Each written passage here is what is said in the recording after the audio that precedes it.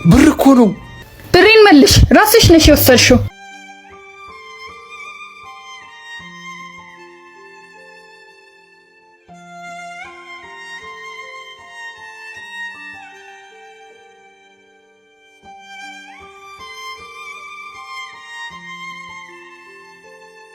ቻቻ ስማ፣ የቅድማ ከስተመር ጥላ ሄደችውን ተመልከትማ።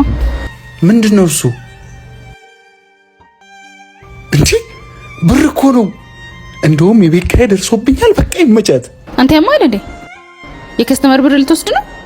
ባክሽ አታካብጂ። አንቺ ደግሞ ካሜራ የለ ማን ያየናል? ምን ችግር አለ? ካሜራ ባይ ፈጣሪ ያይሃል። ስነ ስርዓት ያዝ። አንቺ ሊና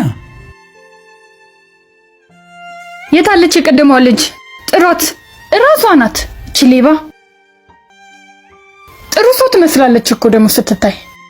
እጫት ብሬን መልሽ፣ ራስሽ ነሽ የወሰድሽው። ብርሽን ማንንም አልወሰደም። አነጋገርሽን ግን አስተካኪ። ንብረትሽ በክብር ተቀምጧል። አንቺም ልክ እንደዚሁ ሰው ጋር የምታስቀምጪው ክብር ነገ ያስከብርሻል።